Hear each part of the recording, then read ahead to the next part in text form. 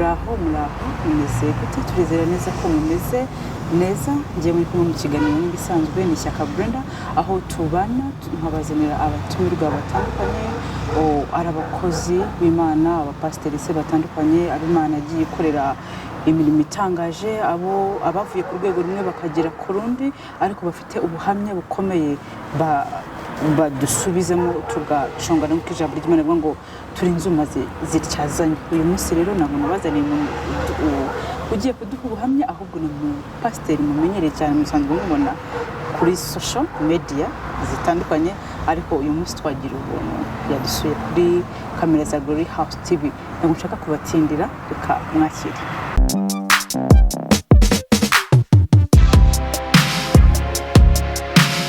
Apotre muraho namwe namahoro Brenda sinzi nimba ndi bavugeho byinshi cyane kubera ko bisa nk'aho abantu bamajije kubamenyera na Apotre Mutabazi meze neza turashima Imana ni ukuri Imana ibaho umugisha mbere na mbere ko mwaduhaye akanya mukaza kubana natwe nayo ndanezerewe kubana namwe n'ubwa mbere kandi ni byiza ni umugisha amen ngira ngo mu bintu byatumye twifuza kuvugana namwe hari igitabo cyanyu merutse kubona uretse ko atari cyo turi buze kuganiraho cyane twebwe n'ibindi tuza kuganiraho ariko kiri mu bintu byatumye numva ngize amatsiko yo gushaka kuvugana namwe yego icyo gitabo kiravuga ngo Rich in 6 months Rich in 6 months is it that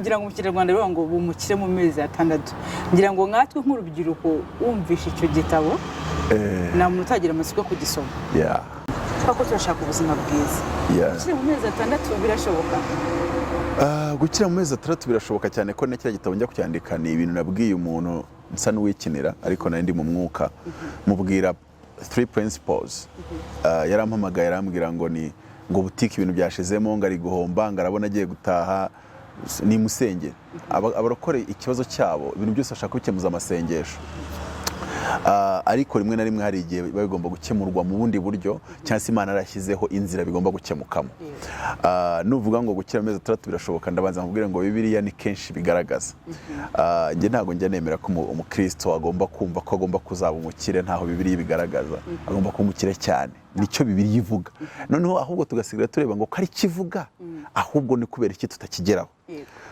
icyo gihe ntago uvuga ngo ntago ari byo ahubwo uravuga ngo kari byo noneho ni gute nabigeraho ko iri jambo ryo ari ry'ukuri ni gute none ni iki kiryihishemo nubuhe bwiru what is the secret in this word of God so umuntu rero naramubwiye we kurikiza aya mahame 1 2 3 nshingiye ku cyo Bibiliya ivuga nshingiye kuri umukristo amezi 3 n'ubutabaye mu kirenge uzampamagara sinzagusengera nzashinga urubanza ku Mana inge nzayiburanya nyibaza impamvu Bible ivuga gutya ikabita kugira umukire kandi iyo yemera ko byaba Bibiliya yitubwira mu migani ngo umunyamwete azahabwa imigisha myinshi Bible igaragaza ko wabona imigisha myinshi kubera uri umunyamwete umugisha Uwiteka atanguzana ubukire kandi nimba uhawe imigisha myinshi ubwo no gukira mu mezi 6 byashoboka Isaka we yakize mu mezi 6 byarakunze kandi hari lockdown nk'iyi tureba itangira 26-12 ngo nuko Isaka biba mu gihugu cy'Igerari yari yasuhukiyemo ari impunzi muri uwo mwaka yeze biruteye inshuro 100 ngo kuko Uwiteka yamuhaye umugisha uwo mugabo abumukire umwaka yavuze ngo muri uwo mwaka rero guhinga ntago bimara umwaka wose umwaka w'ubuhinzi akenshi ibintu byinshi byerera amezi 6 burya nuvuga ngo rero mu mezi 6 already Isaka yamaze kuba umukire noneho ahubwo ngo agenda arushaho ageza aho yabereye umukire cyane ibyo byose rero ni umugisha ndetse n'amasezerano y'abana b'Imana ariko uburyo twigishwa mu rusengero my friend hari abantu bazatahira kuvuga ngo gicakire gitore simbuka gatatu turabami subiramo turabami n'abatambyi subiramo turabami n'abatambyi pasiteri yihanagura gutya nawe costume kwibona ari ibibazo nawe utamubwira ngo buruko wayambaye igihe yijyana muri dry cleaning nimba afite n'imodoka utamubwira ngo ashyiremo fuel ukabishaka turabami turabatambyi turi umutwe ni turi umurizo mu rusengero twamenyeye ibintu byo gushouting and shouting if you keep on confessing and confessing you end up confused abantu bari confused bagira ngo hari amasezerano y'Imana sukuri ariko nuko tutigeze dufata umwanya ngo twige ijambo ry'Imana tubona ababwiriza preachers tubona abahanura ariko ntago tujya facinga teachers duhure n'abatwigisha ijambo ry'Imana ihame kurindi. Nubwo rero kiriya gitabo kivuga ngo reach in 6 months harimo amahame 3 ariko bamwe ndabizi kabesha azabananira, maze kugiha abantu barenga 2000, ariko umuntu uzayashobora byanga bikunda mu mezi 6 azamamagara dusanga harahageze. Wenda wa muntu wakoreraga 200,000 akaba kuri konti ye buri gihe ahora hariho 17 20 akongera agakora ukwezi kukarangira, amezi 3 ashobora kuzarangira kuri konti hariho miliyoni irenga. Already yamaze kwinjira muri class, bashaka kubwira ngo ari parcelle agatangira kubaza ngo nangahe, ariko ntabwo bafite 17 ngo baze ngo nangahe. Ibyo bikora abasazi nkanya, ariko ntago we n'uwo muntu nono ukereka ikibazo cyo gukira. It's all about the mindset. Nta nubwo ari ikibazo cyo kuvuga gusa ngo gukira ni ikibazo cy'ubwonko uko bukora, ni ikibazo cy'ukuntu utekereza, kuko abakire ntago batekereza nk'abakene, nta nubwo mind yabo ibisetinze kimwe. Ni research nakoze, ntago ubwonko bw'abakire n'ubwo abakene busetinze kimwe. Hari agace mu bwonko twita reticular activating system, RAS. Ako gace wanditse muri Google kandikamo ngo reticular activating system, bahita kubwira ako gace kavumbuwe mu 1949, kavumburirwa muri Harvard University. Basanga hari agace gafite inch ebyiri hano ku mutwe ujya gusubira inyuma, none ako gace kintu gakora kayungurura information zinjira mu bwonko, kubera ko mu gihe cy'umunota ubwonko bwakira information zingana na bytes miliyoni 8. Amaso yawe mu gihe cy'umunota yakira megapixel 300, ngo megapixel 300 na information miliyoni 8, ako gace ntaho kemera ko zinjira mu bwonko. Nuvuga ngo ubwonko bwakuzura vuba uko byamena kose, wenda sinza amaterabyte bufite, ariko byanga bikunda ntago kemera ko byose byinjira. Gatangira kugenda kabi yungurura akavuga ngo this is important, this is not important, ibi ni ingenzi, ibi si ingenzi. Guess what? Iyo uri umukene ibituma umukene karabanga ibi ni ingenzi kakareka bikinjira, niyo mpamvu nkita kaginga. Iyo uri umukire ibituma ukomeza ko umukire kakareka bikinjira, niyo mpamvu abakire umukire n'umukene bareba makuru amwe ntago babona bimwe. Ubabajije ukabashyira ku ruhande kamwe, wabonye iki mu makuru? Ibyo yakubwira n'ibyo yakubwira si bimwe, kubera ko ka gace kagenda gasa naho kabitandukanye. Ndafata urugero, iyo uva Ibyumba ntuyuze Kigali, hari hano mu Gasyata akunda kuba ibyapa byanditseho ngo hano hari Kigali kigeze cy'Ibyumba, muri utwo tuzu duto. Umukire ashobora kuhaca ari muri vewiti atwaye umukene, akagira Nyabugogo nta cyapa na kimwe abonye cyanditseho Ikigage, cyabonye kimwe kandi hari ibyapa 20. Ariko uwo mukire nanone wamuzana mu mujyi ajya Kanombe, akagira abonye ibyapa 10 byanditseho Dubai discount. Wa mukene nawe wamujyana mu mujyi, umujyana Kanombe, akagira yabonye icyapa kimwe cyanditseho Dubai. Nuwa ngo ako gace gahita gafata information zose zisa naho kabara yuko zikureba. Niyo mpamvu iyo ufashe ubwonko bwawe ukabusetinga nk'ubw'abakire, niyo yaba nta mafaranga ufite, it's automatic amafaranga atangira kuba attracted kuri wowe. Ariko noneho icyo gihe abantu bagomba kumenya ni gute basetinze ubwonko bwabo. Niyo mpamvu Bibiliya ivuga ngo umukene navuga ko ari umukire, impumyi ivuga ko ireba, umunyantege avuga ko ari umunyembaraga. Bikora iki? Iyo ukomeje kubiconfessinga, kubyatura, mind yawe itangira nk'urugero, nari maze igihe kirekire ntarya, hashize iminsi nk'ibiri 3, ariko icyo gihe twadufite inzara irenze ku rwego rwo hejuru dutuye Karembure. Noneho mfata umwanzuro wo kuzajya natura amasezerano yanjye, biba muri Yesaya 3:2 ngo yemwe abibutse Uwiteka ntimukamuhwemera, ngo nashyize abarinzi ngo yewe Yerusalemu, ngo nkiza abarinzi ku nkike zawe, ngo ntibaca zaceceka kandi bazatuza ngo ku manywa na nijoro, ngo yemwe abibutse Uwiteka ntimukamuhemere. Ubundi se twibutsa Imana yaribagiwe? Nta nubwo ari Imana bari kwibutsa, ni wowe uri kwibutsa wowe, kubera ko umuntu abamo abantu batatu, habamo icyo twita conscious mind, subconscious mind and the spirit. Abo bantu batatu bari mu muntu umwe. Rero isezerano kugira ngo risohore bisaba yuko riva muri conscious mind rikinjira mu cyo twita subconscious mind, rikava muri cyo bita mind mu cyongereza, rikinjira mu cyo bita heart. Icyo Bibiliya yitangwe ko umuntu atekereza mu mutima we nikari, nicyo twita subconscious mind. As a man thinketh in his heart, so he is. Rero iyi Imana iduhaye amasezerano ajya mu bitekerezo, mu ntekerezo, muri mind. Ariko kugira ngo umutima ni w'umuntu yizeza, you believe with the subconscious mind so that the promise will be fulfilled. Rero iyo none umaze kwizeza umutima, utangira kujya utekereza ukumva n'inzira y'ukuntu wagera kuri amasezerano kuyibona. Nuvuga ngo Imana icyo gihe yarambwiye ngo nzatunga indege. Ibaza umuntu maze gatatu atarya, inzu agezemo amezi 8 y'ibihumbi 20, warangiza Imana yajya kumubwira ikamubwira ko azatunga jet. So ikintu nakoze, natangiye kujya nibutsa Uwiteka. Habyuka mu gitondo afata iminota 30, ntangira kwatura ko nzatunga indege. ngeze mu mezi 3 ntangira kujya natura sinatura ko nzatunga indege nkatura ko mfite indege. So, noneho icyo gihe umuntu ari kumva agira ngo wasaze ariko uri guprograma ka gace k'ubwonko bwawe gutangira gutekereza nk'abantu batunze indege. So mu mezi 6 yonyine nahise shiftinga mva ku rwego rw'uko mu cyumba cy'amasengesho cy'abantu 6 barantumiraga bantama n'ijambo rikananira.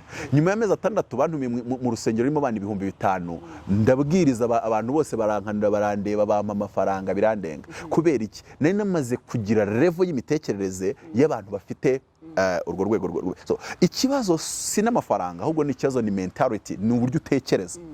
Kubera yuko umukene adafite amafaranga ahita atekereza uburyo yabona 1,000.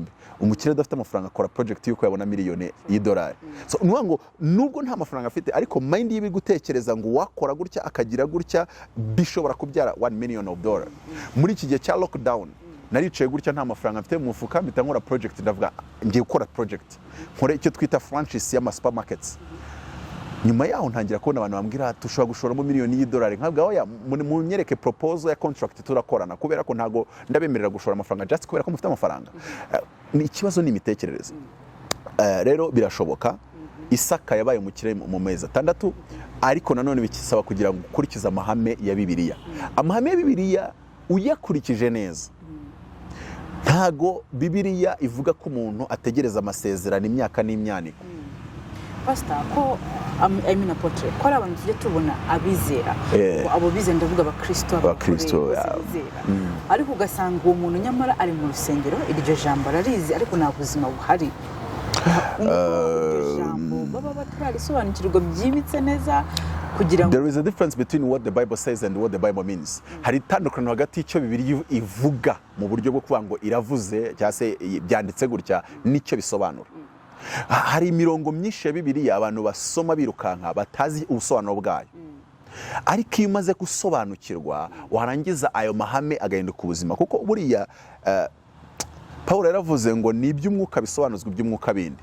Niyo mpamvu Imana ihamagara Mutabazi ikamugira umwigisha. Ngiye ko ndi umwigisha wabihamagariwe, atari ibintu uvuga ngo ndabyigirishije. Ni umwigisha wahamagawe n'Imana yamubwira ngo nkugize umwigisha. Rero iyo Imana ikugize umwigisha nshobora gusoma verse imwe ibyo numvishe bikabikubye inshuro 30 ibyo wowe wakumvamo, kandi it's the same verse ariko ngiye nkagira guhishurirwa kuri rundi rwego. Bivuze rero ngo abantu mu Rwanda ntago bigeze biga Bibiliya, ntago bigeze bahura n'abigisha, kandi abigisha b'abanyamwuka.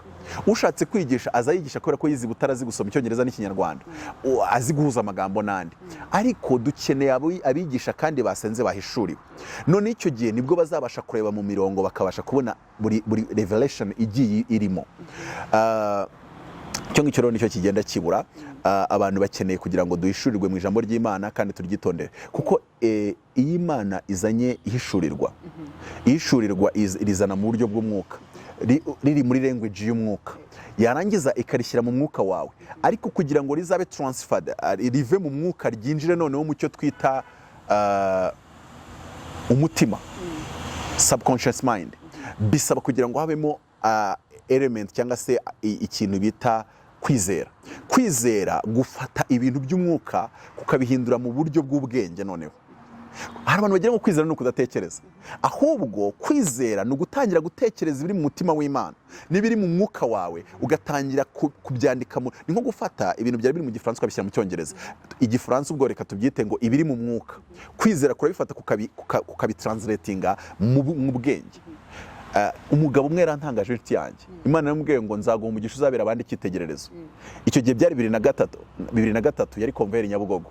Ubu ngubu ni multi-billionaire rwose hano i Remera. Icyo ni multi-billionaire. Ubu aratumiza amaduzeni ya kwasiteri bakayazana ku izina rye. Ikintu gisekeje, hari abantu bafite amasezerano yuzuye agenda ya mbere, ya kabiri, ya gatatu, ariko they never translated their spiritual revelation into wisdom revelation. Nwango ntago bigeze bagira kwizera gufata. Reba uyafashe iryo jambo gusa ava muri konveri aravuga ati ngomba gushaka perimi. Kubera iki? Nzahabwa umugisha uzabera abandi icyitegererezo. Ni isezerano rimwe, ariko wari kurivana mu mvugo ya kimwuka agahita rishyira mu mvugo yo muri Nyabugogo yo mu kazi akora, yo muri career.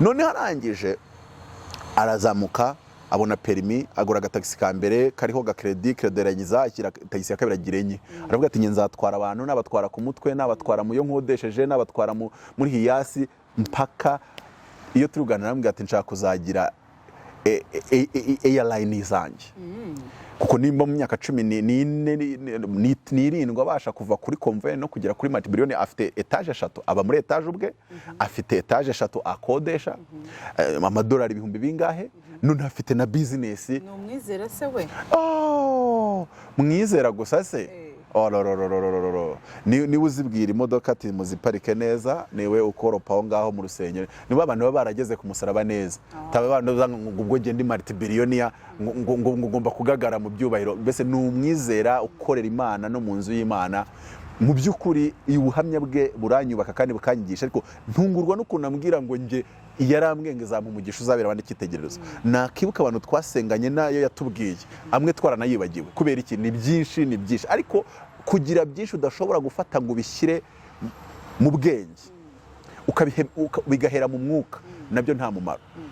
Bibiliya itubwira ngo iki abantu benshi bavanga iby'Imana birya barambije ibyo n'ibihimbano ni nko kuvanga inzira z'Imana ziruta inyengi ya Hispanete babihimbira mu butayu ntago textual twabona aho byanditse ibyo ni nko kuvuga ngo intungane bwira 17 ntaho byanditse cyo ko zaranditse mu kiranutse naho yagwa karindwa zabyuka ibyo ni byo guhimba ibintu bakabigizana ku ruhimbi bajye babigabanya babwiriza ibyanditswe ntisibikeye ariko se wundi babibwirize babana bisomye. Bibiliya yatubwira muri Petero ngo bakundwa iri jambo rimwe rikabasobe ngo umunsi umwe ku Mana ni nk'imyaka 1000 kuri twebwe ngo kandi imyaka 1000 kuri twe ni nk'umunsi umwe ku Mana ngo nuko rero umwami Imana ntitinze isezerano ryayo nk'uko abenshi bibwira yuko iritinze ngahubwo twihangana igira ngo hatagira n'umurimbuka. Rimwe na rimwe rero abantu kuba batinjira amasezerano y'ibyo Bibiliya ivuga ku muntu wizera nuko batabisobanukirwa nuko batabyizera kubera yuko iyo umuntu amaze kwizera abasha kwihutisha isezerano rye. Rero navuga ngo gukira amezi 3 birashoboka ariko nanone bisaba yuko twubahiriza amahame ni menshi ari muri Bibiliya ariko ay'ingenzi nashyize muri kiriya gitabo ni 3. Irya mbere ravuga ngo submit to your inner voice. Ngira ngo mbere yuko apote twinjira muri ayo mahame hari aho wavuze ngo think like a Chinese. Think like a Chinese, yes. Wa mu Kristo se najya kwizera agatekereza nk'umushinwa ya Bibiliya irajya he. Okay, ntago navuze think like Chinese kwa China nta nubwo ariko bizera cyane ahubwo nashushe nuhuza ibyo Bibiliya tubwira mbihuza n'uburyo abashinwa bakoramo kuko rimwe na rimwe Bibiliya nagatangaza umuntu utizera akoze biblical principle utayikoze uri mu rusengero abona umugisha wowe wasigaye. Urugero gutanga besha umugisha kuruta guhabwa. Umusiramu atanzira muha umugisha indayi itanzira umugisha w'amafaranga wiriya yabona. Kubera iki gutanga bizana kwakira. Iryo ni ihame nkuko iyo ututse umuntu akurakarira cyaka kwanga ni ihame wa mutuku ukijijwe wa mutuku udakijijwe ni ihame ni action na reaction ni ibintu bijyanirana. Rero hari igihe rimwe nimwe abantu bataba mu nzu y'Imana baturusha kumera nkaho bakora iby'amahame y'Imana atari uko babizi ahubwo kuko ariko bumva bagomba gukora. Na Salomo yabivuze aravuga ngo hari ibintu ngo bibabaje cyane ngiyo ubonye ngo umunyabyaha ukora ibyo gukiranuka kandi ari umunyabyaha ngo n'umuntu ukora ibyo gukiranuka kandi umuntu wakabaye akora ibyiza ugasanga ari gukora ibibi ahubwo umuntu utabizi utafite amakuru ugasanga ari gukora ibyiza. Buriya hari ibintu bigera nko muri 5 nigira ku bashinwa. Ikintu cya mbere abashinwa bigirira icyizere. Iyo umuntu umwe ngo yaragiye abwira umushinwa ngo do you know Jesus yarashatse kumubwiriza umushinwa amubwira ati my friend, bring a sample of Jesus. I will make you all the copy you want. Ati wowe mpa sample ya Jesus ko ntago yarazi ko Yesu ari kumubwira ari Yesu tuzi. We yagize ngo ni produit waje kumusaba yitwa Yesu. Aramubwira ati wowe numpa sample ndagukorera ba Jesus wo shaka. Afite muri wicyo kintu cyo vango nubwo naba ntarigeze ngikoraho nagenda nkakora research. Ariko nyuma y'igihe gitoye nabasha kugukorera ibyo bintu. Urabona muri 78 abashinwa barabakene babatindi pe kuko byabafashe imyaka 10 ariko gufata abantu miliyoni 800 babavana mu bukene babajyana mu bukire. World Bank ivuga ko umuntu utakiri mu murongo w'ubukene ari inde ni umuntu ubasha kurya $1.5 ku munsi. Noneho bafashe miliyoni 800 zitaryaga $1 ku munsi babasha gutuma barya idolari rimwe n'ibice 9 hafi 2. Ibyo byose babikoze kubera ko babashe kwizera ngo twabikora. Rero nge nkabasha kubwira umuntu ngo nawe icyo wakigiraho wenda we nturi igihugu nka China, nturi na Africa, nturi n'u Rwanda ubwawe, wowe uri wowe. Niki wabyigiramo? Believe in yourself. Nimba hari ikintu utazi abakizi ntago bakivukanye. Urugero maze kwandika ibitabo 35. Hari umuntu witavuga shango mwebwe rega ngo none se ko mwaranize muvuga n'icyongereza, none se imyaka 3 duhuye buri gihe umbwira ngo nzi icyongereza we ntacyozi, iyo waragiye kukiga ukeka ko kirenza amezi 3 kukimenya. Ikibazo umaze imyaka 3 ukomplaininga ngo ntuzi icyongereza. Ubundi nimba ari ikintu umuntu uzakira atajya akora ntajya complaininga. Kuko ubundi ni mentality y'abacuruzi. Umucuruzi nimba ageze muri keretse agasanga nta restaurant ibamo akabura harya, ejo ahita atekereza uburyo yazana 200,000 agatangira restaurant. Noneho umuntu ufite mentality ya gikene n'abantu bafite mentality y'abantu bakorera ukwezi, ndashaka job bampembera ukwezi, ndashaka job bampembera ukwezi, we iyo abonye hari ikibazo arakomplaininga. Ariko se nk'ahantu hatagira restaurant ngo ubu ngubu muri iki gihugu ngo muri iyi generation kweri va muri generation. Every problem is a business. Every problem is a business. Kuko ubundi abantu bagomba no kuva muri mentality yo gushaka amafaranga. Muri iki gitabo nanditse ngo money has a perverse way. Amafaranga ajya agira inzira zayo zo iyo yashaka cyane uyahigisha uruhindo aragukweba. Yarangiza akajya mu mifuka y'abantu bameze nk'abatanayitayeho. Kubera iki? Nikuko nigeze mpiga gatatu ndakabura. Muri iki Kigali ntimpiga gatatu kabiri ikibazo. Mva Karembure njya hariya mu Gacinjiro, duhera mu gitondo tugera ku mugoroba amasengesho yo kwirirwamo. Mbyibuze ndavuga nti bampaye 5 yo gusuza iteraniro. Barayinyima. Nta imvura inyagira, ingura ubunyobwa bw'ijana n'umuhungu twari turi kumwe turaburya tuva Gacinjiro tugera Gikondo turya ubunyobwa bw'ijana. Tuza guhagarara none turabata nundi ko yatunyagiye nishake ducikireho twihagarara amahanda turiganirira. Atariko wabonye uburyo gatatu ukabona ari ikibazo. Ndamwana rero ngeka nkwereke. Ndamwana Adams nge sinzongera guhiga gatute. Ingengeye kugenda mpige message. Na message nyifate nyitsindagire ku yindi mbese nge nsoma muri Bibiliya ndebe hagati y'inyuguti n'indimba nta message Imana hishemo. Ndashaka kugera kuri level hari ahantu banyimye ijambo mu yo kwirirwamo uyu munsi wose yo kukarago. Bazanyinginga ku cyumweru ngo watubabarira ukaza preachinga for this Sunday. Nyuma y'amezi 6 hafi 8. Textually bakoresheje rya jambo nabwiye Adams. Barambwira ngo please watubabarira ukazaza Sunday ukadeliveringa message. Kubera iki naragiye nshatinga down the doors nanga kujya gushaka gatuti, soma Bible ndatekereza nsoma ibitabo nkagerageza gushaka inmi kugerageza correcting a message. Ibi ngibi bivuga iki? Biravuze ngo find a problem, solve that problem and you will be rich. Nago uvuga ngo I want money, I want to solve this problem. No ngo reba ikibazo abantu bafite ari benshi. Nurangiza icyo kibazo gishakira igisubizo. Nurangiza kubona cya gisubizo cya kibazo wowe ugishire ba bantu. Icyambere ntago uzirwa ubinginga cyane. Ari nacyo kintu nkundira Umushinwa Abanyamerika baramamaza cyane. Bazi no kwamamaza. Ariko buri umushinwa ntago ajya yamamaza. Warumva produit y'umushinwa mu Rwanda yabamazwa. Hari zo zinyinshi. Nazibona badacuruza. Bafite their own way yo kutamamaza kandi ibintu byabo bikagurishwa cyane. Kubera iki? Irya mbere navuze ngo ugirira icyizere icyo umuntu akurusha nawe yavutse atakizi nukiga nawe uzakimenya. Ikindi nujya kwiga wige vuba ubishoboka.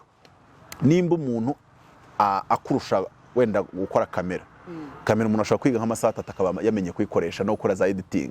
Ariko umuntu akamara amezi 8 ngo ariko se ngo buriya ngo mwanshakire ngo babasore ngo bazi gukora editing, ibintu utazi ukumva ko hari abandi bantu babizi ariko nabo barabyize. Muri naza muri ibyo bose bakora ibyogajuru usanga amahungu bafite 25. Reba ko kuva yavuka mu myaka 25 yabashije correcting all the knowledge akeneye kugira ngo abe yakora muri naza. Ariko wowe ukamara imyaka 25 uri kanyarira uhamagara Imana ubu hari n'abari gusengera urukingo rwa COVID. No, go in laboratory nimba warize ibyo bintu bijyanye na chemistry and everything, microbiology, aho gusenga Imana iguhe ubwenge bwo kuba wabikora. Hari ikindi rero mvuga ku Bashinwa, Umushinwa abazi neza iyo agiye kwiga yiga ubumenyi akeneye bwonyine akarekeraho. Icya kabiri iyo agiye gushaka abakozi ku bintu byinshi ku bintu byinshi rimwe na rimwe tudukoresha abantu bafite lisansi. Afata umuntu utarize akabimwigisha for 3 months or 1 month, akamwigisha agace k'ibyo amukeneyeho byonyine, yarangiza akamuhemba make, ikindi yarangiza akamukura umusaruro wose. Ibyumba hari umuhanda Abashinwa bari kubaka, bahera saa 12 bakageza saa 12 z'umugoroba, mu amagambo make n'amasaha 12 bagukoresha. Ikindi iyo uri umushoferi ukaza ugaparika ikamyo mu gihe bari kuyipakira, ahita akubwira ati butiyura aho ngaho, ntago wamuhagararana, tiyura. Nimba ari gutera ipiki urayitera, wajya guhagarara ati tera ipiki, ukatera ipiki guhera mu gitondo kugera nijoro. Wajya mu zindi kampani za wenda z'abatake z'abanyarwanda, ugatera ipiki gatanu, ugatangira kuryongora no muri kumwe, ngumva mani ngurumva, mugatera udustori n'utwambaye n'utwanjye. Bazi gukoresha abakozi, bazi gukura umusaruro mu bakozi. Rimwe na rimwe hari restaurant ujye mugasanga abakozi 8 yakabayikoramo 4. Uyu nyiri restaurant akajya ahora ku musozi, mana wambwiye kiriya business ariho umugisha wanjye urizwi ririri, ndacagagura ndamenagura ndakubita hasi, imbaraga zimbuza gutera imbere, karamundura ibishyitsi agafata inkuna agakubita, dayimoni umbuza gutera imbere, akirwa rwana n'ibishyitsi n'amabuye n'ibyatsi.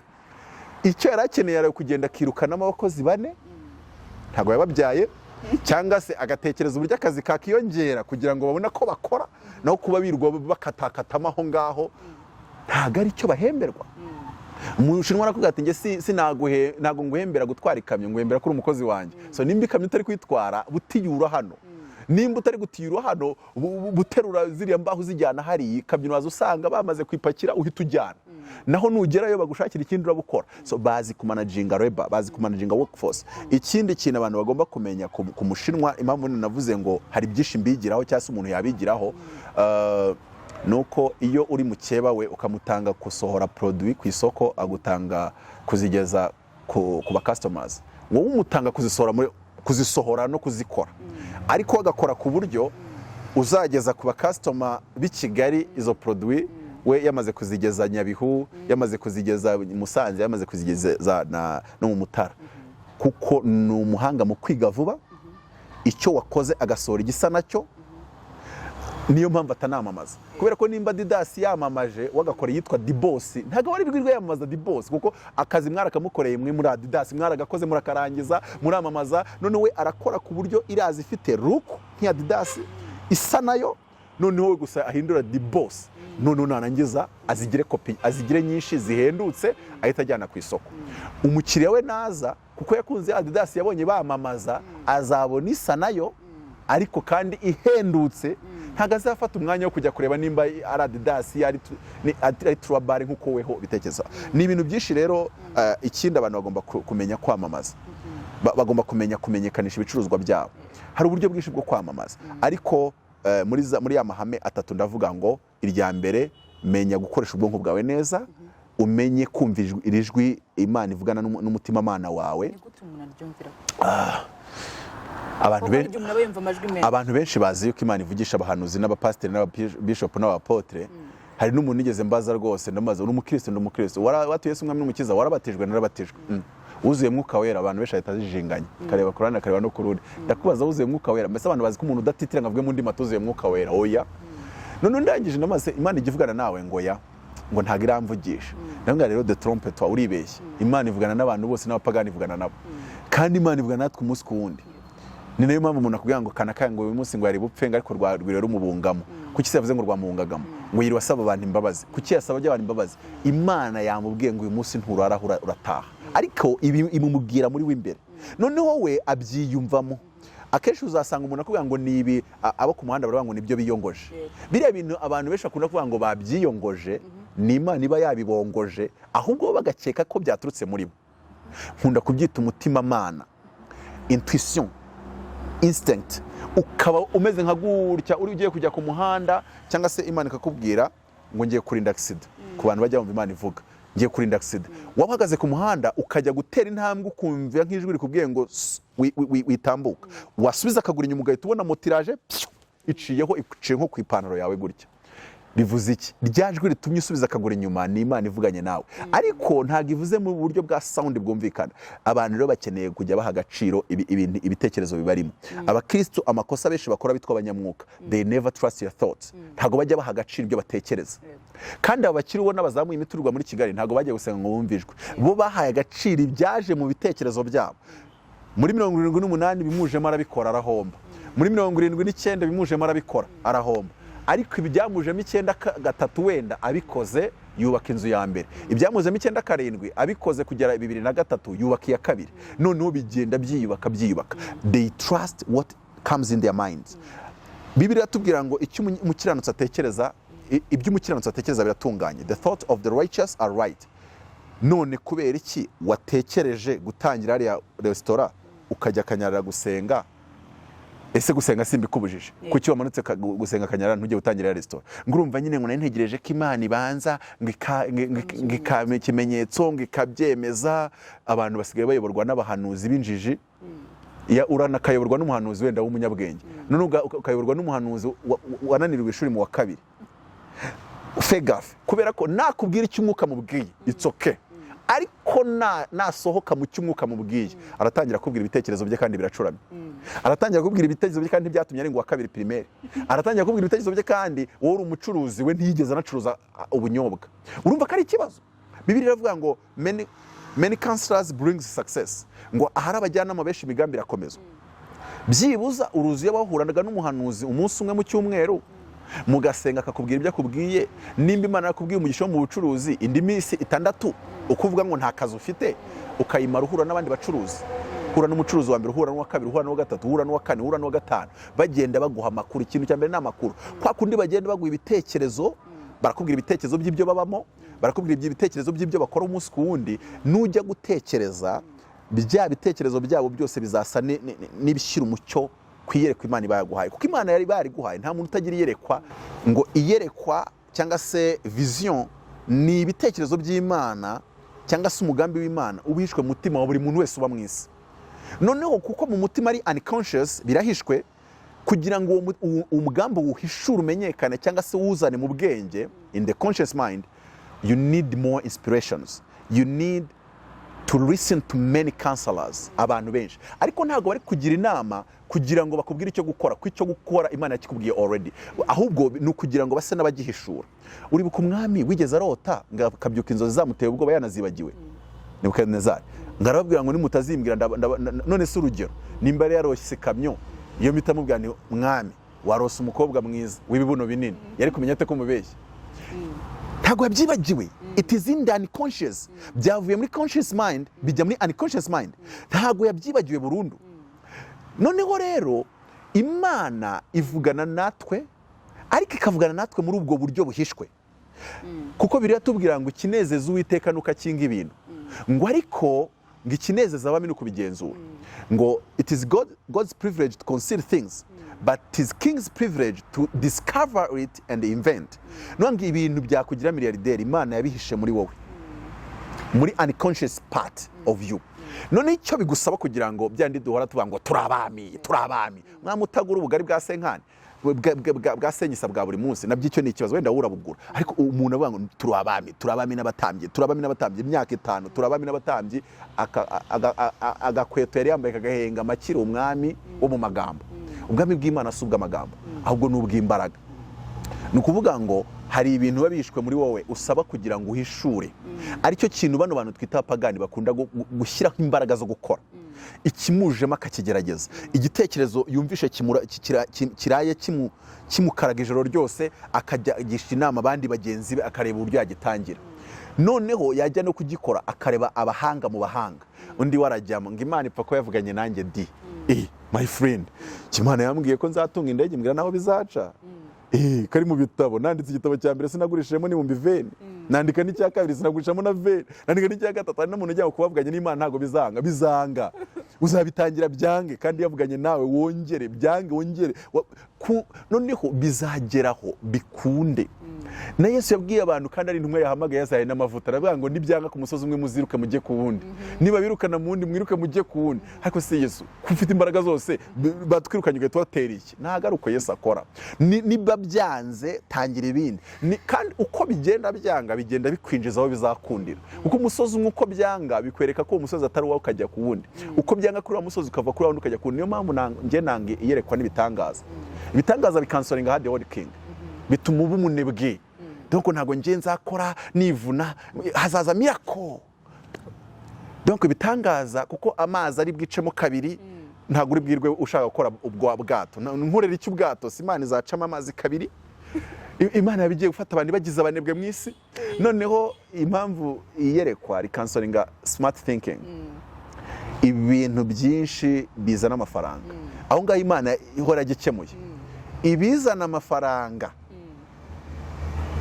ntabwo ibikubwira, ntabwo ibiguhera iyerekwa. Niyo iguha iyerekwa ikwereka igice. Pawulo yaravuze ngo twereke igice tugahanura igice. Nuwango uwo mugabo yamweretse igice kivuga ngo nzaguha umugisha uzabera abandi icyitegererezo. Ibyuko azubaka ayo ma etage nuko azayakodesha nuko azagira gute arabitekereza. Arara adasinzi yabitekereza, arara yirwa mu manama n'aba managers be n'aba director be batekereza bamubwira ama project, akareba abandi bajyanama bakamubwira, akajya kureba ama societe atandukanye bagakora ama conference, bagakora negotiation, bakandika ama contract. Ibyo ni ibintu akoresha ubwonko bwe, akoresha umutwe we. He's trying to discover what is inside and to invent it. Iyo rero uvuze ngo ikintu you discover it urakivumbuye ariko kiracyari mu gitekerezo, to invent it none ugiye kugiproducinga, kugikora kigihari abantu bakibone. Mu by'ukuri rero abantu nibakoresha ibitekerezo byabo, bizere ibintu Imana yashyize mu mitima yabo. Nta nubwo ikintu kizakugira umukire kiri kure, kiri muri wowe indani. So mu by'ukuri rero gusa ikintu iyo tugezaho ngaho abantu benshi ntibiyizi. Imana ijya kumbwira uwo nzaba we n'ikizangeza kure, yambwiye ko nzakora ibintu bijyanye na economics na politics z'ibihugu. Narize construction engineering, nari engineer muri construction engineering. Numvaga nanga politiki. Urabona hari ukuntu bitewe na background naho twaciye n'ibikomere twanyuzemo, utangira gutekereza ko ukunda kiri atari cyo ukunda. Bavuga ngo follow your passion, ukabuzi ko passion yawe ari wakemera ko ntajyaga mvuga. Nashaka kumara ukwezi nta mvugisha abantu babiri nabo mbavugishije amasegonda abiri bite nkahita meke nyamenye vuga ni ngende engineer aze ukaze nakunda bavuga ngo ndi mafia hambara costume nkafunga nkakubitaho cash poussière y'umukara muri Kigali mu izuba ryo mu kwa 8 kwa 7 abana ngende mafia we kwe turi abantu babadira bahehe kumbe Imana yaziritse miliyoni na za miliyoni ku rurimi rwanjye. Urumva utunze imari ku rurimi, waba umunyamakuru nta wagute kuko nje mvuze ngo ngiye gufata akazi kose gakorerwa kuri microphone nkakora training nkeya tu ntago wancika. Kuvuga ngo umunyamakuru kuri televiziyo ntiwankira, mvuze ngo umunyamakuru kuri radio buriya mfite ubushobozi bwo kuvuga amasaha 8 ntacecetse. Urumva ko nshobora guhita nkora radio nka Kenisi yatangiye ayikora we n'undi muntu umwe babiri bagera mu gitondo bagafunga ku mugoroba ubundi bakabararezamo indirimbo. None ubu ngubu TV1 Radio 1 kabisa ni media zikomeye mu gihugu. Ariko hari igihe ugenda ugasanga urashaka kubaho uri umunuke Imana yashyize umugisha mu kuvuga kubera iki background wagiye ucamo. Niyo mpamvu abantu basenga dufite amahirwe menshi. Imana wigira umunuke ikakubwira ati umugisha uri ku rurimi kuko uwo mubana azikura umunuke. Wageze ahantu wambara maske nawe igeza isa naho ihindutse wowe. Abantu rero nibimenye, know yourself, know your potential, menya icyo uri cyo, menya imbaraga ikurimo. Icya kabiri, abantu nimba bashaka kuba bakire biroroshye. Bibiri bivuga neza, Imigani 20 umurongo wa 17 havuga ko hari inzira igana ku bukire Bibiliya yigisha. Ahubwo ikibazo ko batayitwisha mu rusengero bakabyaba byaturenda umukire, nzaba umukire, simbuka bifate tukavuga tukazamuka imisozi. Ibyo byari byiza kandi bifite umumaro mu buryo bwabyo. It programs the reticular activating system, ariko birangirira ku programa. Gukira umuntu arakora, umuntu aratekereza, aho nutahagera shauri yake. So haranditse ngo a man who loves pleasure will be poor. Umuntu ukunda ibintu biryohereye n'ibinezeza azakena. Ubuze urubyiruko, buri rubyiruko rutunze umuntu w'imyaka 23 usanga amaze guspendinga miliyoni 4 mu bintu by'amanjwe. Ntumbaze naho tuyakura. Abantu mu gihe bazi gushaka inote ariko ntago bazi kuzigumana. Abo mu cyaro batazi kuzishaka ariko makiya mugeze mu ntoki. Nta no gukuramo ijana bari ikibazo. Kubera iki? Afite phone agakoresha bando igashira akagira indi ku kwezi wajya kure ugasanga akoresha internet ya 12 ashyiramo ya 2 ishira, ashyiramo 1000 ishira. So wajya kure ugasanga ubundi uri mu YouTuber kumbona ushaka kumenya inkuru zose zasohotse kuri YouTube, nawe se ufite channel ya YouTube? Is it your business? Kuko umuntu ukora hospitality yari gukurikirana ibintu by'ibyumba, decoration y'ibyumba, waba ari mu kazi. Wowe iyo urimo bikurikirana, nimba uri kwinezeza simbizi, cyangwa se nimba uri gushaka kuzasohokera ahantu, ariko nturi no ku rwego rwo gusohoka, urabona ni ikibazo. Saving, hari ikintu mu rusengero batajya batwigisha cyitwa saving, kandi Bibiliya inshuro ivuga gutanga n'inshuro ivuga gukora saving. Ishobora gusanga izivuga gukora saving arizo nyinshi kurenza izivuga gutanga. Ndetse nkunda no kubwira abantu nkababwira ngo Imana yanga umuntu udasavinga kurenza uko yanga umuntu udatanga. Uyu muntu udatanga nuko ntayerekwa afite, nuko ntayishurirwa afite, nuko adafite connection n'umwuka. Kundi gutanga n'igikorwa cy'umwuka. Hanubwo abantu bakwiye kubigira ibintu birebire, abantu nibamara muri dimension y'umwuka runaka bazatanga. Ariko hamwe no kwigishwa no gusobanukirwa, guzigama. Bibiliya bivuga ngo iki? Iravuga ngo wine and elixir muri wa murongo, Migani 21:17. Wine and elixir are not the way to riches. Ngo inzoga vino, gukunda vino ubundi ni ikintu nywa kikakuyayura ubwonko ntutekereze neza. So nibindi byose waba ubukora mu buzima bwawe, nimba internet ituma usa n'utakaza ibitekerezo, ibintu bisa naho nibituma umuntu umwe baramubwiye ngo afandira mubwiye cyangwa kapora ngo nureka inzoga ngo nzaguha ipeti kabisa, ngo nkugire ngo sagenti. Mwaramubwira ngo afande ngo gusuzugura, ariko ngo ngiye nshyizemo abiri yanjye mpita mba general. Ubwo rero ngo kungira ngo sagenti ngo wawe unoze inzoga ubwayo yinjira general. Rero ntago ndi bubwemere kuyireka. Rero ibintu byose bituma utangira kwitekereza birenze ukuri. Erega buriya iyo umuntu atunze telefone y'ibihumbi 400 kandi abizi neza yuko kuri konti hatajya ibihumbi birenze 30, nawe aba afite wayini mu bwonko, aba afite ikintu kiri gutuma atekereza ko ahari general. Ngo it's not the way to riches. Ibi bihita bigaragaza ko hari inzira igana ku bukire n'inzira igana ku bukene. Ku murongo wa 20 aravuga ngo a wise man saves for the future, but a foolish man spends whatever he gets. Ngo umunyabwenge iyo akoreye amafaranga cyangwa iyo abonye amafaranga akoreshaho igice kimwe, ikindi gice akakizigamira ahazaza. Uribukana rya jambo rivuga ngo mugende murebe ibimonyo, iyo bivuye kuzana ibiryo mu mwiki bibika igice kimwe bizarya mwitumba. Ubonye ibihumbi 400 ntufasheho 200 ngo yashyire kuri konti. Oya, ngomba kugura congo ya 80. Imana yari yarabitubwiye, ugahita ugura costume ya 80 ugafunga ugaheza ugafungira hejuru, ugahita ushyira akantu hano ku mufuka, ugahita ubwira umushumba uti nukuri umba wihangana umpa ijambo ku cyumweru ngiye uzarivutura. Ati ndumva hari rikumbiramo, urashaka kutwirataho, urashaka kutwereka costume wambaye ko irenze. Ariko cyagiye wambaye ya myenda warusanganwe kutabonye ijambo, akaza terariyo 7 azenguruka urusengero, ati mumvugire ngo amina, hatumva mbabwira ati murabona ariko ntambaye, ati yari yaratubwiye ko izatwambika we. Ndi kubona a foolish man who spent whatever he got, wafashe amafaranga yose yabonye agahita yasohora, kandi yashobora kugira yazigama, ashobora kumubyaramo a business. Imana yambwiye inzu, weretse ko ni 500 wabigenje ute? Nyine nahise nguramo imyenda ndaryoha neza, ariko ayo 500 yari kuvamo pariseri hirya y'Imasaka gatoya, cyangwa se hariya hirya gatoya, hirya y'Ikabuga.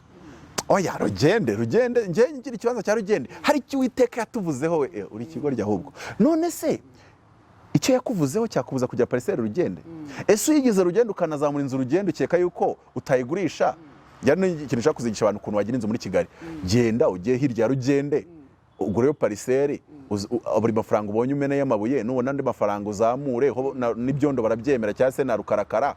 Numara kuzuza inzu uyigurisha amafaranga angana nayo wayubakishije, byagufasha gukora ikintu kimeze nka saving. Numara kuyigurisha ya nzu uyigurisha 1,200,000, uzugure noneho pariseri Kabuga muri ya 1,200,000, wongere uyizamure uko ubonye 50, ushyiraho amatafari uko ubonye ngaye. Numara kuyuzuza uyigurisha, noneho uzahita ugura hafi noneho handi waho ndushaka. So rimwe na rimwe hari igihe tujya gusenga Imana ngo nikora ibi, twari dukeneye gukora saving. Bibiliya rero nimba itubwiye ngo a wise man saves for the future, none ndagira ngo mbabwire ishurirwa riri muri iri jambo rirenze. Ariko rirenze gute? iyo wasevinze Imana iguha revelation yisumbuye. Nuvuga ngo ibitekerezo by'ubwenge bizana amafaranga Imana ibiha abantu basevinga. Niyo mpamvu tugeze mu itangiriro 27:24 ntago ndi buhinjire kubera ko iminota yagiye, hava ijambo rivuga ngo uramutse ufashe amafaranga yose winjije ukazigama 80% yayo, ngibyo basaruraga ngo babikaga 20%, iyo 20% niyo bagiye barya mu gihe cy'inzara. Bivuze ngo mu gihe cy'inzara baryaga 20% y'ibyo bezaga mu gihe cy'uburumbuke, kuko imyaka 7 ibyo bagiye babika 20 babiriye imyaka 7. Bivuze ngo 20 babikaga mu mwaka umwe w'uburumbuke nayo bakoreshaga mu mwaka umwe w'inzara. Bivuze iki? Spend 20% of your income. Umuntu wabimbwiraga gatatu n'amazi ngo nimba nyine winjiza 100 ubashije kugikoresha mu 20 byonyine mu kwezi, ngo ko bidashoboka.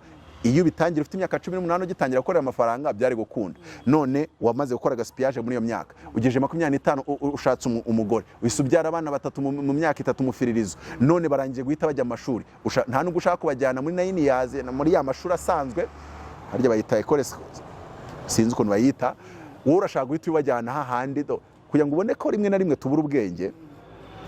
Ahantu boss wawe afite abana ni naho nawe ushaka kujyana abana kwiga. Uhembwa 100 uba mu nzu y'50, already usigaranye 50 yonyine utarahaha, kandi umwana wawe urashaka kumujyana aho boss yiga. Noneho ugasanga igihe cya minerval kirageza, abantu bose bakanuye amaso, twarangiza tugahora dusenga umushumba kwaturongukira. Ibyo ntabwo bishoboka. Ikindi yoye no kubabazwa yuko utatanze icya 10, none se uragitanga gute? Inzu ubwayo itwara 50% y'amafaranga winjiza. Niyo mpamvu abantu bagomba kumenya ngo bano bakire tugenda tubona, wiyo yinjije ibihumbi 50, hari umukire twabajije rwose w'iwacu, iyo winjije 50 waryamo nkangahe byibuze? Kavuga uti nisengereyemo akantu ndagafashe, nimba unywa gacupa uragafashe, nimba urya kaburushe turagafashe, 50 wayungutse, 2 wabigeza. Aravuga ngo 2 ati sinarenza 5, kandi ubwo afite akantu k'akamodoka, mbese ni umuntu ubona ko ari umusirimu. Donc iyo yinjiza inyungu y'ibihumbi 50 ntashobora gukora ikosa ryo kudepansamo amafaranga arenze 5 y'u Rwanda. Mu gihe undi we arabona 50 akarara akindiyemo tarani, ejo akongera none nta nayo yinjije akongera akarya ndi tarani cyangwa se akarya ndi 15, none heje akamaririza. That's foolish. Rero nimba abantu batera imbere, icya mbere babigeraho kubera ko bakurikije amahame runaka, baratekereza bitandukanye no kutekereza. Ikindi y'amafaranga bayabonye ntago bayakoresha nk'umukene. Umukene iyo abonye amafaranga aravuga ngo reka nkemure ibibazo byanjye byose nasaguka ndayazigama. Noneho umukire we iyo abonye amafaranga ahita avuga ngo hari aka business maze iminsi ntekereza, reka mbanze nkoreho makeya ngatangire, asigaye ndajya gukemura ikibazo cyo mu rugo. So mu by'ukuri rero batekereza bitandukanye. Amahame ni 3: tekereza neza, koresha ubwonko bwawe cyane, kandi wumvire ibitekerezo Imana igushyira mu mutima. Nurangiza amafaranga yose ubonye, mbere yo kuyakoresha ubanze ugire ayo ushyira ku ruhande uzakoresha igikorwa kibyara inyungu. Ikindi ibikorwa byawe nicyo ucuruza cyamamaze neza, kandi kiba ari ikintu cyaje gukemura ikibazo cyo muri society.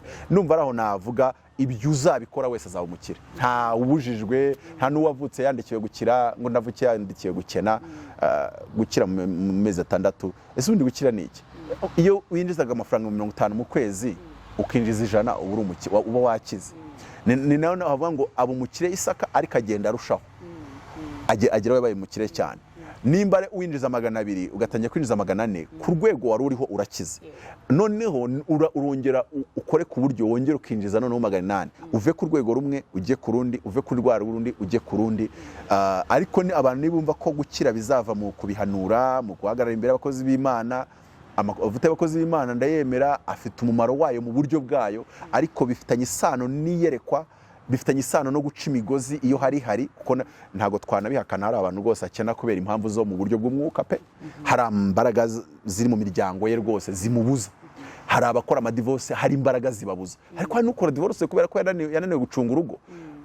Ni umugore, umugabo aravuga akifata nk'igikombe cya mirongo, agahura n'umugabo nawe utazi gucisha make no kugenza make. Ibyo byose rero nituvuge ngo ese ibintu byacu kuba bitari kugenda neza ni impamvu z'umwuka, ni impamvu z'ubwenge. Paulo ati nzasengesha umwuka nsengeshe n'ubwenge. Rero ndumva nahindira aho ngaho mvuze ngo rich in 6 months, ni igitabo ndanagitangira ubuntu kugira kuko ari igihe ushobora kubwira umuntu ngo urashaka kugira ngo yadukuremo. So ni igitabo ntangira ubuntu iyo umuntu anyandikiye kuri WhatsApp message, icyo gitabo ndagishaka mpita ngifata nkahita nkimwohereza for free, we akagisoma agashyira mu bikorwa, abazabasha kubishyira mu bikorwa no kubishobora ndabizi bazagira kure kandi bazabona uko kw'Imana mu buryo budasanzwe. Ikindi abantu wenda bajya bavuga se umukristo gukira ku mukristo, oya, Bibiliya iravuga ngo umuntu wubaho Uwiteka akica bugufi, ingorane ye n'ubukire n'icyubahiro no kurama.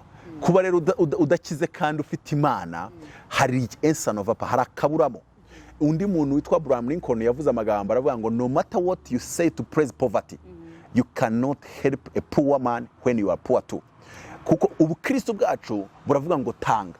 Paulo yaravuze ngo umuntu wibaga ntakongere kwiba, ahubwo akoresha amaboko ye kugira ngo abone ibyo afashisha umukene, abone icyo aha umukene.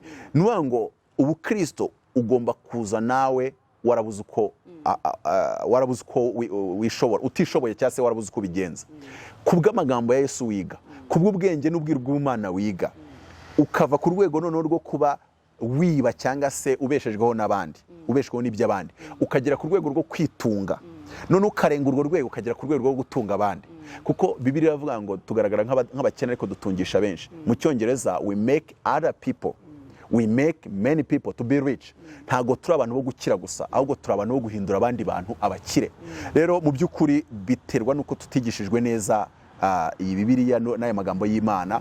Ni imirongo myinshi nagenda nkwereka avuga ngo nubwo uvuga ngo bari abantu bakennye bazi Bibiliya, ntago guhishurirwa n'ubusobanuro bafite muri iri jambo. Hari ukuntu butimbitse dusa naho dusobanura Bibiliya tuganisha ku ijuru, ariko ntago dushaka gufatira Bibiliya ngo tuyisobanure mu buryo buganisha muri real life, mu buzima bwa buri munsi, noneho kugira ngo tubashe kujya aho tugera. Mu by'ukuri rero nta hantu wakura amahame n'ubwenge bwo gukira nko muri Bibiliya. Ndetse njye nandika n'ibitabo bya politike, hari nk'icyo ndi kwandika cyitwa ngo Africa and China have the same size, practical solution to African dead economy. Abantu benshi babisoma ari abasilamu n'abandi bantu bakagira ngo n'ubwenge bwo mu ishuri, n'ubwenge bwa kibibiliya. Bibiliya yubaka igihugu, Bibiliya ifata umuryango ikawuzamura, Bibiliya itangira kampani, Bibiliya ishobora kubaka ibintu binini, ishobora kubaka ibintu bikomeye. Ntago Bibiliya yubaka urusengero gusa, ntago yubaka ministry gusa, ahubwo ikintu cyose mu isi gishobora kubakira mu mahame ya Bibiliya. Na Amerika abantu babizi neza constitution yayo yubatswe bashingiye ku mahame ya Bibiliya. So Bibiliya rero nimba yakandika constitution y'igihugu gikomeye ku isi nk'Amerika, Bibiliya nta kintu itakugezaho, cyane cyane noneho iyi Imana isanzwe yaragishyize mu mutima wawe kuko ari umugambi wayo. Rero nasoza mvuze ijambo witwa Robert Greene, nimba byibuka neza, yanditse mu gitabo cye ngo Science to Get Rich. Aravuga ngo umuntu wese afite n'uburenganzira bwo gukira, ngo nimba udafite miliyoni y'amadolari burya ntago wakabonye ayawe yose. Rwose uzajya wicara uvuga uti nimba ntagira miliyari y'amanyarwanda ndacyabyemerewe kongera nkavuga ngo ayanjye ntago ndayagwiza. Suko rero ari ukuvuga ngo bazayatoragura, ahubwo ukoze wabigeraho.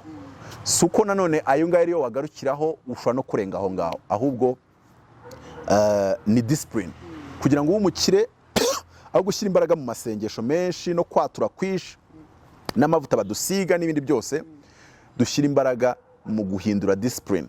Uburyo amafaranga tuyakiriye tuyakoresha gute, uburyo dutekereza, abantu duhura nabo, abo tugendana nabo, ibintu dusoma, ibitabo tugira, ama videos dukurikira, ibyo byose biratuganisha ku bukire cyangwa se ku bukire. So ndumva araho ngaho navuga best possible. Tujye no kugana ku musozo, hari ahantu bakaba baje uvuga ngo tubanze twimenye abo turiho, kuko nawe waje gusobanukirwa ari umuntu ucecetse uyu munsi wa none uravuga. Ndavuga kabisa. Uravuga waje wowe gusobanukirwa gute, wabanje kwiga izo za construction ugira gute, ariko uza kubivamo uyu munsi turakubona ibyo urimo urakora. Ni gute umuntu yamenya icyo Imana yamuremeye gukora? It's simple and it's easy. Biroroshye kandi biroroshye cyane. Ni ibintu bitanu. Nabyanditse mu gitabo nise ngo know your purpose within 5 minute race. Minute race. Minute 5 wamaze kumenya icyo Imana yakuremeye gukora. Nk'umwanjye binyapuritse wayo tubona ko naremeye kuvuga. Kuko urumva njyewe icyo gihe kinini ni nkaho nabaye igitambo cy'abandi. Bo ntibazamara icyo gihe kinini rero kubera iki icyo gihe kinini kimaze ndi gustrugglinga nkora research kuko ibintu byinshi nigisha muri ibyo bitabo 45 ni research zanjye. Ibyo nakubwiye ku bwonko n'uburyo program ni research zanjye, ntago ari ibintu ngenda ngo nterura ahandi hantu. So rero nkuko ukimbajije, ikintu cya mbere ureba ikintu ukunda. Ngo Yakobo ngo imyaka 7 yamuhindukiyemo nk'imyaka mike kubera urukundo yakundaga Rachel. Nuwango cya kintu utangira mu gitondo ukajya saa 9, ariko umuntu yaza gusanga uri kugikora warangaye, wowe ukabuzi kandi nka saa 4 wagiyemo saa 1, wowe uzi ko ari saa 4 kumbi saa 9 zageze, abandi banariye. Icyo kintu watangira kugikora ukumva no kurya urabyibagiwe. Yesu baraje aramubwira ngo tuzanye ibyo kurya, ati nahazi. Ibiryo wabikuye, ati ngiye gukora umurimo wa data, nibyo byo kurya byanjye mutazi. Nuwango ni ikintu iyo utangiye kugikora you forget about eating, utangira kwibagirwa ko no kurya bifite akamaro cyangwa se biriho, ukumva watwawe rwose. Icyo kintu iyo uri kugikora, ngo icya mbere ni ikintu ukunda cyane, passion. Ikintu cya kabiri instinct. Iyo uri kugikora ukunda kugira utwo dutekerezo tuje tumeze nk'utuguye mu mutwe wawe, ariko ukumva twa dutekerezo turi smart. Wanatubwira umuntu akoresha ubwenge akumva turatangaje. So nk'iyo umuntu ashaka kumaza izo nyigisho zose ukora ngo nese ngubitekerezo ute, nyine kuko ari umuhamagaro wanjye biza instantly, biza gutyo, ntago fata umwanya munini. Wenda ugiye kubitekereza wafata umwanya munini uganatekereza ibiri cheap, ibiciriritse, ariko kuko ari impano yanjye. So instinct. So muri icyo kintu mera nkaho uba umuhanuzi, muri icyo kintu ugira kureba amaso y'umwuka cyane. Icya gatatu, muri icyo kintu ugira ibitekerezo biri so smart, uhita uba umunyabwenge. Ko nta mupapa uba mu isi, abantu bose n'abanyabwenge, ahubwo uba umunyabwenge mu kintu runaka. Bityo rero ni Einstein wavuze ngo everyone is a genius, but if you judge a fish by its capacity to climb a tree, it will live the whole life thinking that it is stupid. Ngo burya umuntu wese n'umunyabwenge biterwa n'ahari. Umuntu niwe wavuze ngo umuntu agusumba bitewe n'icyahagazeho. Bivuze rero ngo cya kintu ukigezemo ukibwirwa n'iki, muri icyo kintu havuka ikibazo. Ikintu utekereje iminota 10 yonyine wakibwira abantu bagasanga bo byari kubafata iminsi 2 kugira ngo bagitekereze, ndetse cyangwa se bari gufata iminsi 2 ntibanagitekereze, kandi bagikora bakabona kibagisubizo ndetse gikemuye cya kibazo bari barimo. None bakazana knowledge. Muri icyo kintu ukiga vuba, ugifata vuba, ndetse rimwe na rimwe ushobora no kukiyigisha. Donc ushobora kukiyigisha ibyo bintu rero. Nk'urugero ibyo bintu bya economy nandika n'ibya politics, nsoma ibitabo kuri internet, nkasoma ibitabo naguze, nkumva ama videos kuri YouTube, nkumva ama speech y'abaperezida. Buriya abaperezida benshi speech zabo ndazumva cyane, ariko abo muri Afrika byarananiye, ariko ndazumva.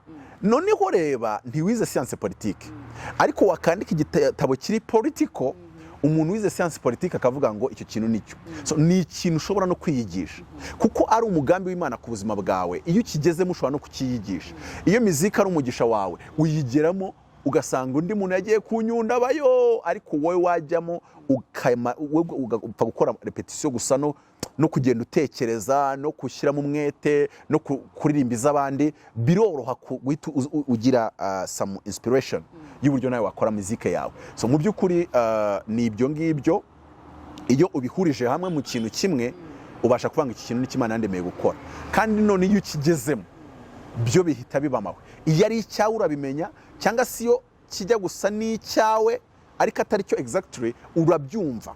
Nuwa ngo you feel it inside, ntago ari umuntu uza kubikubwira, you feel it inside. Rero navuga ngo twese twaremewe gukemura ibibazo, kandi nkuko abantu bafite fingerprints zitandukanye, niko muri iyi si buri muntu wese uri muri iyi si afite ikintu arimo umuhatari, afite ikintu yakora agakemura ikibazo kiri mu isi kurusha undi muntu wese. Nuwa ngo ntago ari Cristiano, si ba Beyonce n'abandi bavuga ngo bafite impano z'agatangaza. Buri muntu wese mu isi afite umwihariko we, afite uniqueness, afite ikintu arusha abandi bantu. Buriya mu kuvuga mfite ikintu ndusha abandi bavuzi bose ba mu isi, ba Tony Robbins, ba Les Brown, mfite icyo mbarusha. Hari style navugamo bagasigara, nabo akaba ari ndi bavugamo ngasigara. None ikiba gisigaye ni ukumenya wowe urinde, wowe nuhe mwihariko wifitemo. Ese uwo mwihariko ufite niyo mpano ufite ni gute yakemura ikibazo kiri muri society. Iyo ibyo bintu maze kubisobanukirwa, niyo nta mafaranga ufite uba wumva n'isi yose wagira ngo ni yawe. Uba ufite confidence, uba wumva ntabwo uba ufite kubera iki, wumva anytime, ari the matter of time ejo ikintu kizaba cyagezweho. Ikindi no mu gihe utegereje ko amafaranga aza uba wumva uri free. Kubera iki uravuga uti igihe cyose ndi gukora iki kintu naho amafaranga yaba ataraza azabaza, ariko by now I'm okay. I'm enjoying. It's a joy. So ko iyo ndi gusobanurira ijambo nita success, ndavuga ngo success is doing the right thing for the right reason and enjoy it as its own reward. You do the right thing, cya kintu Imana yakuremeye, you do it for the right reason, you do it to solve a problem, not to get money, and finally you enjoy the process, you enjoy doing it. Iyo ndi kuvuga nkuko turi kuvugana, I'm enjoying. Ntago ni wangu ndavuga ngo harya nimba ndagiza kuvuga ngo ndaza kungukamikira, harya ndagiza kuvuga buriya first of all ndi kuvuga kugira ngo ngire ikibazo nkemura mu muntu uri kudukurikira, ariko nanone mu gihe ndi kubikora ndi kumva ibihembo byanjye ndi guhita mbyakira. Nk'urugero mfite amafaranga miliyoni 100 ukazima, hari stage imwe muri Amerika nakubwira ngo nge yimpe isaha imwe yonyine nyivugireho, ndasigarana miliyoni imwe yonyine yo kuba ndya intoryi n'ibirayi, miliyoni 99 zose nziguye. None umuntu akaba yabaza warasaze, nose ubwo wabibaza urahita uyungukamo? No, ikibazo si ukuyungukamo, nge ndashaka just to be on that stage. So you see, that is how it works. Hari message nyinshi zimaze iminsi zitambuka, nkamwe pote turashaka twumve uko mubitekerezaho. Ni message yitwa ubuntu, aho turimo guhana Amazing Grace yarabirangije. Amazing Grace yararangiye ku musaraba. We have to work hard. Buri kimwe cyose cyararangiye. Urubyiruko tumwe turahura n'izo nyigisho nyinshi. Uwo baranaziryoherwa cyane. Urubyiruko ruzigezeho uravuga ati ntabwo dushaka gukora nkamwe. How do you define grace? For me, I rest in grace. I rest. Gukiranuka ntago ari ikintu ukora, ni ikintu uhabwa. Ntago ukiranuka kubera yuko wakiranutse, ahubwo ukiranuka kuko uri umukiranutse. Kandi nta n'umunyabyaha aba umunyabyaha ko yakoze ibyaha, nta n'icyo yakora ngo adakora ibyaha, ahubwo urabanza kubwo kwizera the sinful nature igapfa, noneho ukakira gukiranuka kw'Imana. Kuko umuntu arimo batatu nkuko nakubwiye, iyo umuntu yizeye ahita yakira gukiranuka kw'Imana muri spirit, mu mwuka we. Ariko ikibazo muri mind and subconscious mind, abakiri umunyabyaha cyangwa se abagifite akamenyero k'ibyaha. Byanditse muri Yeremiya 13:23 ngo nkuko umunyetiyopiya adashobora guhindura ibara ry'uruhu rwe, nuko ingwe itahindura ubugondo bwayo, ni nako namwe mutakora ibyiza mwana amenyeye gukora ibibi. Bivuze ngo uzakomeza gukora nk'ibyo wamenyeye gukora, ariko nanone ukakohora ushaka gukora ibyiza bikagutanga imbere. Kubera iki? Mu mwuka urashaka gukiranuka ko uri umukiranutsi, ariko mu mubiri ndetse no mu bugingo. Soul, the soul, it is the mind and the will and the emotion. Iyo tuvuze ikintu bita soul, tuba duvuze mind, will and emotion. Muri ibyo bintu bitatu uracyari wa wundi wari uri kera. Mu mwuka uri umukiranutsi, ndetse gukiranuka kw'Imana kuri muri wowe, ariko ikintu noneho uba ukeneye gukora ahangaha ni ikintu bita kwitoza. Ariko nanone mu gihe utaraba umukiranutsi mu mwuka, iyo ushatse kwitoza gukiranuka birakunanira. Ni icyo kibazo cy'abantu benshi, they want righteousness by performance. Abandi bakigisha grace ari ugushaka kwihisha inyuma ya grace ngo bakora ibyaha, cyangwa se ubundi kugira ngo umenye ko grace uri kwigisha ari y'ukuri, ko na Yesu yigisha grace. Ariko uvuga grace umuntu akareka ibyaha kandi utigeze umutuma kubireka, kubera yuko ntabwo umuntu areka ibyaha kubera ko yashatse kubireka, ahubwo areka ibyaha kubera ko yahuye n'ubuntu bw'Imana bukamuganza, imbaraga z'Imana zikamwuzura. Noneho wibwira umuntu ureba buri mukobwa wese umuciyeho akamwifuza, umubwira ngo ntakamusambanye, uri no kumushyiraho umugogoro. Ahubwo wewe gira ikintu ukora cyangwa ikintu umutransferamo, cyangwa se umwereka inzira yatuma icyo kintu kimwinjiramo, gituma mureba nawe yakiyambika ubusa. Abantu bambwiye ngo navuze ngo ko hari abakobwa ngo bambara ubusa ngo nta kibazo. Ntazi ikibazo ni iki? Nimba uri umurokoro ukaba uri ku rwego umuntu yambara ijipo ngufiya ugatangira gucumura, ntago Yesu arataha muri wowe ufite n'ikindi kibazo ahubwo. Kuko n'abanyarwanda bo hambere Yesu atarabatahamo cyangwa se umwuka wera abe muri bo, abantu bambaraga ishabure zabaga zigeze ku mataka yo hejuru, amaribori bayareba, ntago bigeze. Umukobwa ajya gushaka akiri isugi, babaga bambaye bafite imitemeri hejuru, nta nicyo bashyiragaho. None urashaka kureba umuntu ukanashaka gutoboza ishati, kubera iki? Mu mutwe wawe ahubwo harangiritse. Rero ikibazo ntago kigiye kuba uyu muntu, ahubwo ikibazo kiri kuri wowe na Yesu gutuyemo. So biravuze rero ngo uru rubyiruko rudashaka gukora ngo ibintu bizakoreka. Ari n'abanyafurika bahita bajya ngo bizaza muri miracle, muri grace, miracle anointing what. Abantu bagomba kumenya yuko duhabwa ubuntu kugira ngo dukore. Icyakora ntabwo gukora ariko kudutsindishiriza. Paul yabwiye abantu arababwira ngo ngiye kuko nababariwe kugira ngo nkiranuke. Kuko nababariwe kugira ngo nkiranuke. Ariko si nkiranuka kugira ngo ngure ijuru. Ntabwo nkiranuka ngo ngure ijuru, ahubwo narababariwe kugira ngo nkiranuke. Ni ukuvuga ngo nyuma yo kwakira ubuntu bw'Imana no kubwo kwizera, ubuzima bwanjye bunezerwa bukaryoha iyo nkiranutse. Ntago ari ikibazo cy'uko hari ibyo ndi kugura. Nk'uko umwana wawe ntago akora ibyo wamubwiye gukora kugira ngo abe umwana wawe, uwo abasanzwe ari we. Ariko iyo abikoze arushaho kunezerwa ubwe, akarushaho no kunezeza nka se, none ubuzima bwe akumva buramunezereje. Kandi iyo atabikoze akomeza ku mwana wawe, ariko nawe yumva afite ipfunwe, agasuzuguza se. Icyo ngicyo nicyo abantu bari bakwiye kureba, bakavuga ngo ntabwo dukiranuka kubera ko dushaka kugura ijuru. Ijuru rihari kubw'ubuntu, kubwo kwizera. Ahubwo ikibazo ni imigisha yo mu isi yo, you will walk. Reka mbabwire, amategeko y'Imana ntabwo ubuntu buyakuraho. Yohana wa mbere ibice 5:3 haratubwira ngo kuko gukunda Imana ari uko twitondera amategeko yayo, ukanda amategeko yayo ntagarushye. None se Yohana yavuze amategeko atari mu isezerano rishya? Ndetse no mu bice 3:21 Yohana wa mbere aravuga ngo bakundwa imitima yacu nitaducira urubanza turatinyuka imbere y'Imana, kandi icyo dusaba cyose tugihabwa nayo, kuko twitondera amategeko yayo tugakora ibishimwa imbere yayo. Kandi amategeko yayo naya ngo nuko twizera umwana wa Yesu Kristo tugakundana nk'uko yadutegetse. Ubu n'urugero, ukunze abantu nk'uko Yesu yagutegetse, ikintu cyose wasengera wahita ugihabwa. Wasengera miliyari wayihabwa, wasengera miliyoni 100 wazihabwa. Ahubwo ikibazo ni grace wenda izakujyana mu ijuru, ariko ukiri hano mu isi uzabaho uri nk'umucumbitsi, uri nka mbuzi yonge, uri nk'umugwagasi. Kubera iki? Ufite imishiha, uri umugome. None se ineze mu nimutera gukundwa, wowe nubwo uri murokoresha ngo ni wa murokore ko ngagira umutima mubi. Urumva yuko nunafungura akabutike ntawe uzakagurira, murokoragira umutima mubi. Urumva ko mu isi uri kubura imigisha yawe. Nicyo nshatse kwereka ngo urubyiruko nirwumve ko gukora cyane atari ubupagani. Gukora cyane si ukutizera, ahubwo ni ukwizera cyane. Gutekereza cyane si ukutizera, ahubwo ni ukwizera cyane. Kuko nimba hariho the highest form of faith is thinking, planning.